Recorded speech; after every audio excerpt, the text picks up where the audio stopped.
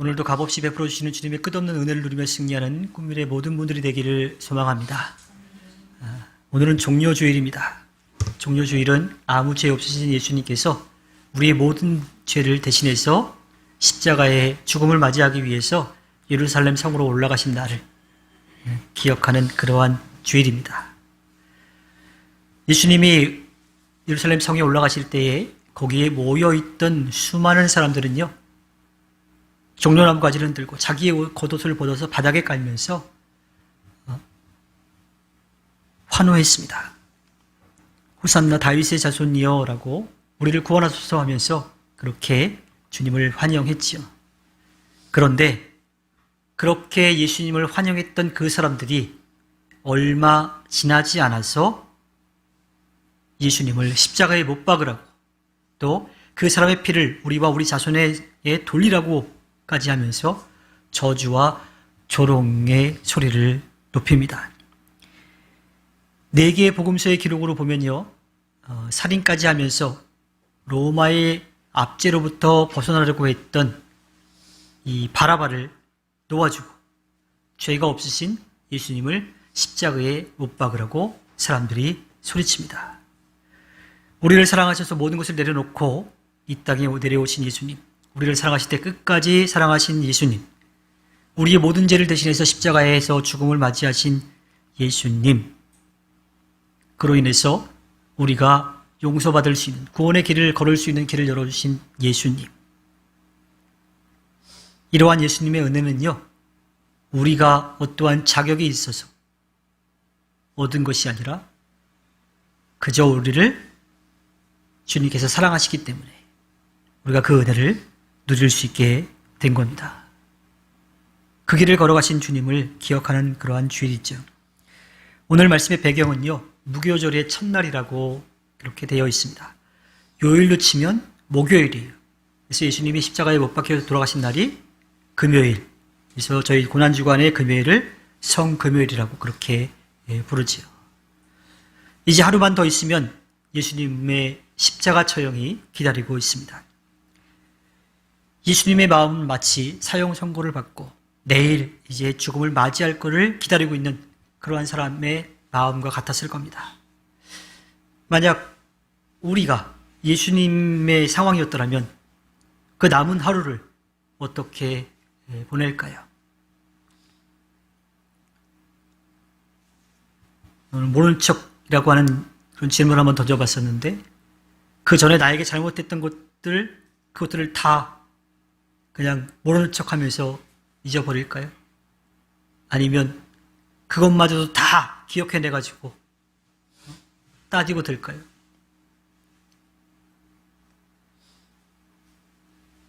가족이건 친구건 또 연인이건 아마도 사랑하는 사람과 함께 보내고자 하는 마음이 더 클 겁니다. 예수님도 마찬가지였어요. 그래서 3년 이상 가까이 지냈던 예수님의 제자들과 함께 시간을 보냅니다. 물론 이 피를 나눈 가족은 아니지만 믿음의 가족으로 함께 세워진 영적인 가족인 제자들과 함께 마지막 식사를 나누신 거죠. 3년이 넘는 시간 동안 예수님과 함께 동고동락했던 제자들, 그래서 어쩌면 그 기간 동안은 가족들보다도 더 가까이 지냈던 제자들, 누구보다도 가까이 하늘나라의 이야기를 들려주셨던 제자들, 함께 먹고 자고 또 고생도 하면서 지냈던 제자들, 또 제자들의 입장에서 보면요, 꾸중을 듣기도 했었지만 주님이 그들을 불러주시고 또 그들과 함께 하시고 그들에게 놀라운 가르침과 기적도 보여주시고 또 그들도 그 일을 행할 수 있도록 해주신 그 예수님, 그 예수님을 살아계신 하나님 아들 그리스도라고 고백하며 살았었는데, 자꾸 예수님이 자기가 죽을 거라고 하는 이야기를 하니까 그들의 마음이 어땠을까요?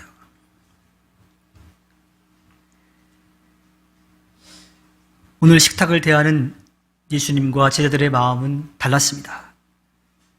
제자들의 마음은 어땠을까요? 예수님이 계속 십자가에 못 박혀 죽을 거라고 이야기를 했지만 그 말은 귀에 안 들어왔을 거예요. 왜? 수많은 사람들이 예수님을 따랐거든요. 예루살렘 성에 올라올 때의 사람들이 호산나 다윗의 자손이라고 외쳤거든요.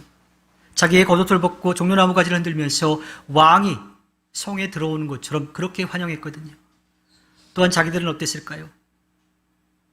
예수님의 놀라운 가르침과 놀라운 이 표적들, 그리고 새롭게 나라를 다스릴 거라고 하는 기대와 소망이 그들에게 있었던 거예요.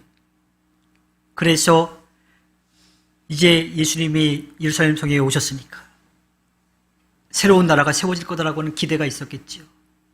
그러한 기대가 있었기 때문에 제자들 가운데 한 어머니는 자신의 아들 둘을 왕국을 세우면, 당신이 왕이 되면 높은 자리에 양쪽에 앉혀달라고 그렇게 부탁했잖아요. 그 이야기를 들은 다른 제자들도 마찬가지로 서로 앞다투어서 높은 자리에 앉고 싶은 그러한 마음들이 있었잖아요. 그래서 제자들은 예수님이 이제 메시아임을 나름대로 굳게 믿고 새롭게 세워질 그 나라에서 한 자리 차지하고 싶은 그러한 기대와 소망들이 있었을 겁니다. 그러니 그들이 예수님과 함께 그 마지막 식사를 할 때, 그들은 마지막 식사라고 생각하진 않았겠죠. 그 식사를 할 때 잔치였을 거예요. 축하의 자리였을 거예요. 축배의 잔을 드는 그러한 자리였을 겁니다. 하지만 예수님의 입장은 어땠을까요? 예수님은 이제 당신이 십자가를 지고 죽음을 맞이해야 될 것을 알고 계셨어요. 거기에다가 자신을 그렇게 믿고 따랐던 제자들이 자신을 배신하고 저주하고 도망갈 거라는 것도 알았습니다.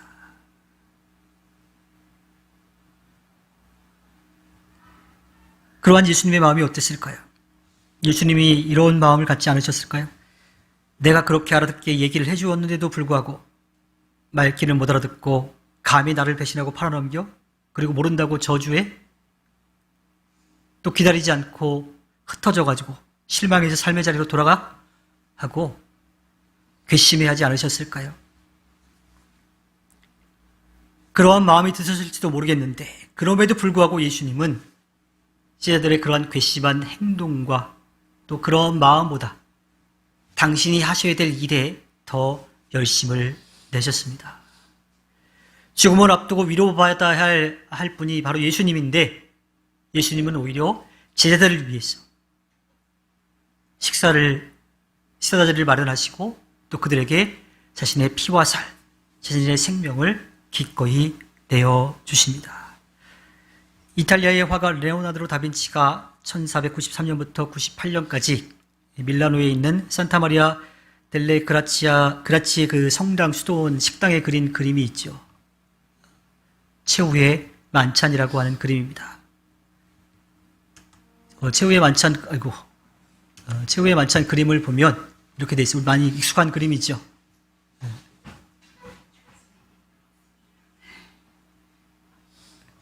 네. 저 그림을 여러 가지로 해석을 하는데, 우리에게 굉장히 익숙한 그러한 이제 최후의 만찬 그림이긴 한데, 당시의 이 식사의 모습, 그 문화를 살펴보면 저러한 모습은 아니었을 거라고 하는 거예요. 그 모양이 아마 이러한 모습이지 않았을까.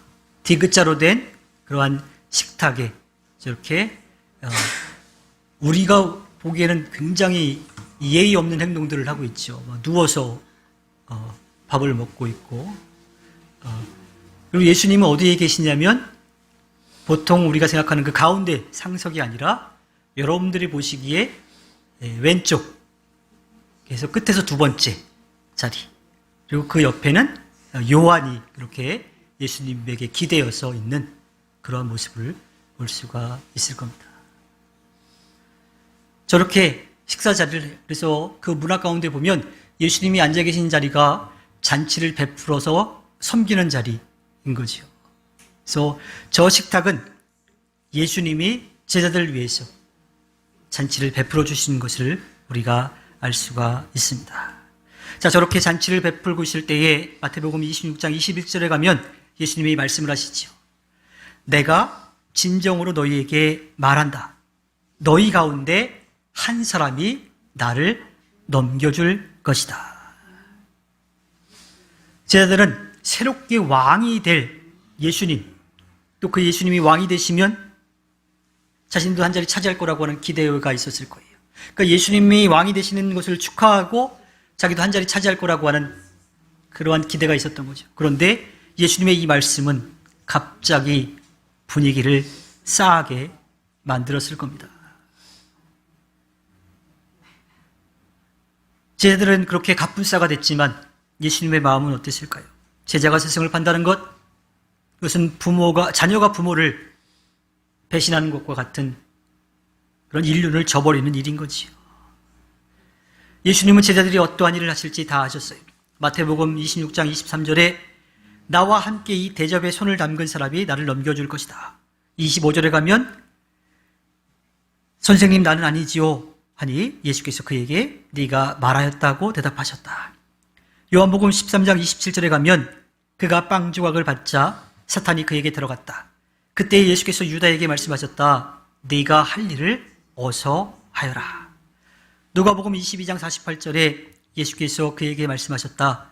유다야, 너는 입맞춤으로 인자를 넘겨주려고 하느냐. 예수님은 이미 누가 자신을 어떻게 팔아넘길지를 다 알고 계셨어요.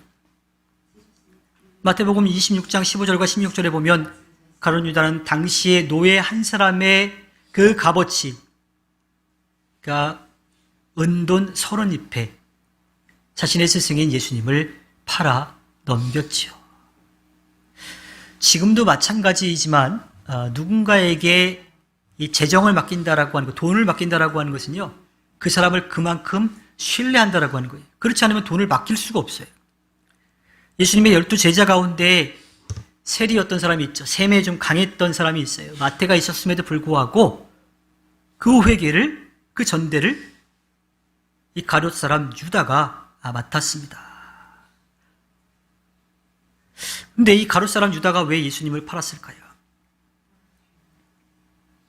어쩌면 예수님의 신뢰를 받았던 사람인데 그가 왜 예수님을 팔았을까요?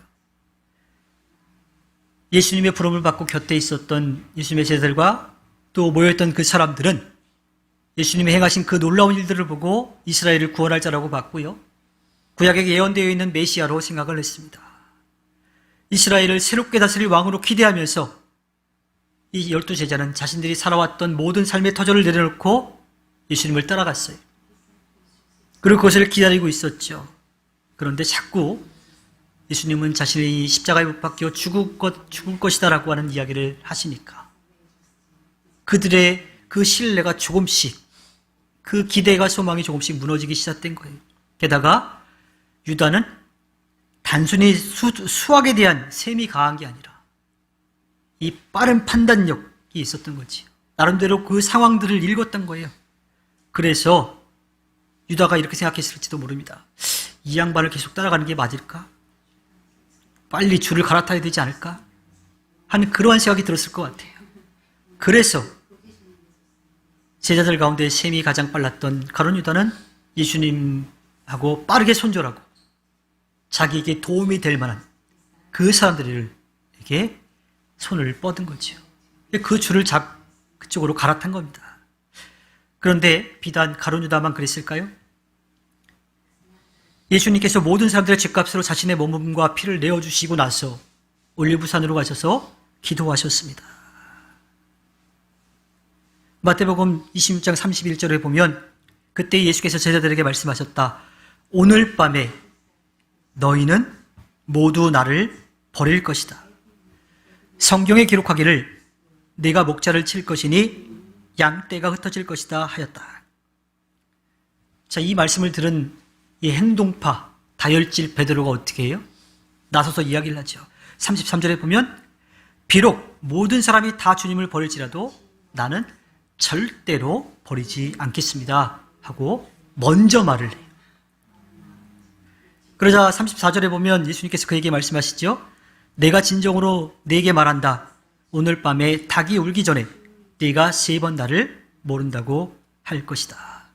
예수님은 베드로가 어떻게 자신을 배신할 것인지에 대해서도 다 아셨어요. 이어지는 35절에 보면 베드로가 이렇게 말하죠. 주님과 함께 죽는 한이 있을지라도 절대로 주님을 모른다고 하지 않겠습니다. 베드로의 아주 굳은 그런 결심을 이야기해요. 그리고 이어지는 다른 제자들도 모두 그렇게 말하였다.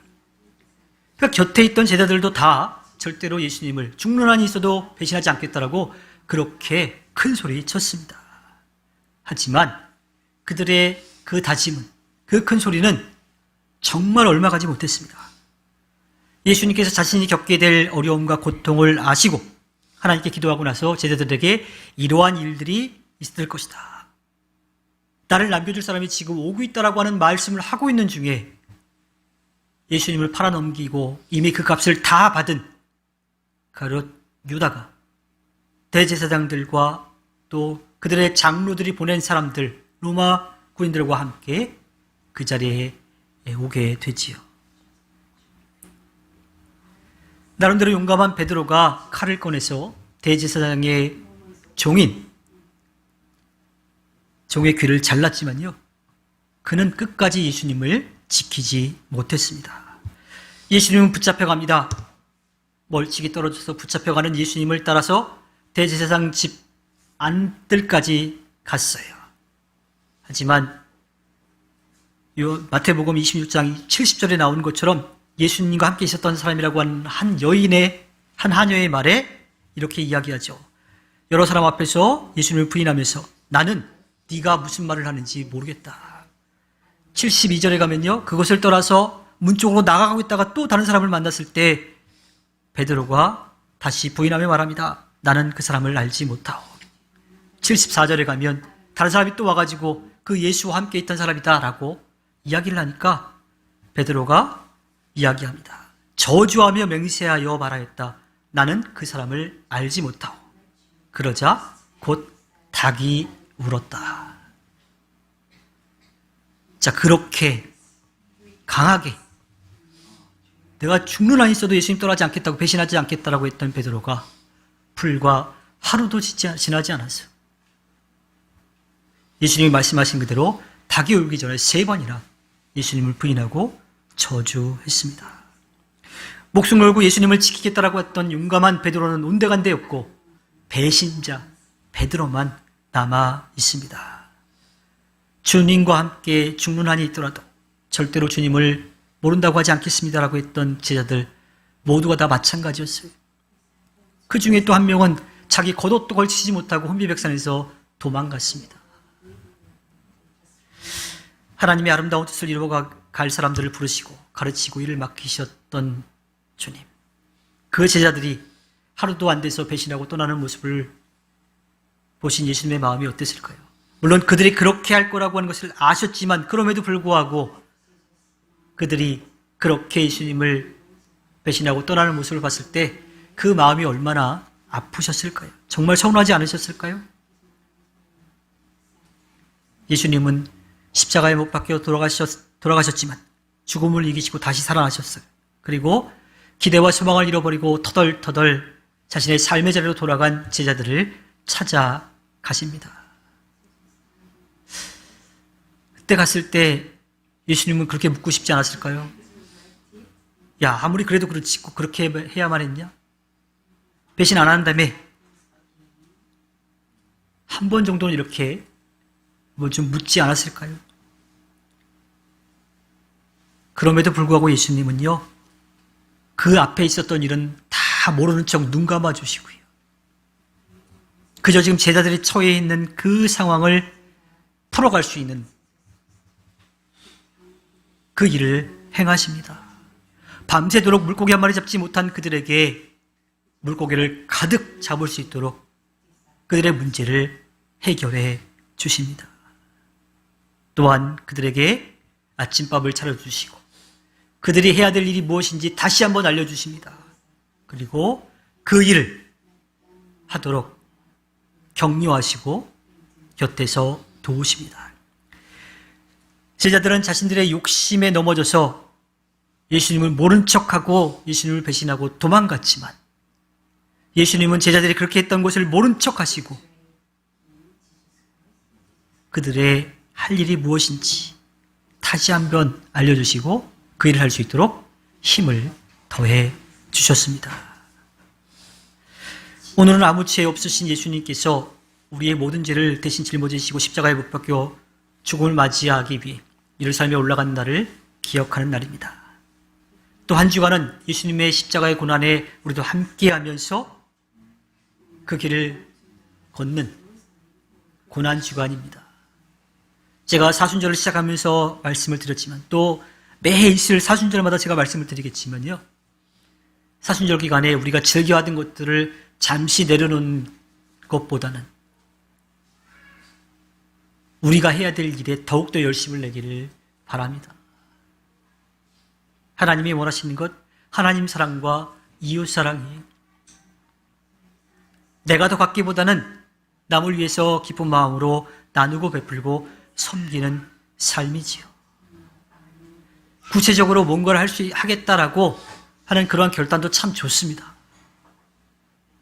또 뭔가를 좀 이제 하지 않겠다라고 하는 것도 참 좋아요.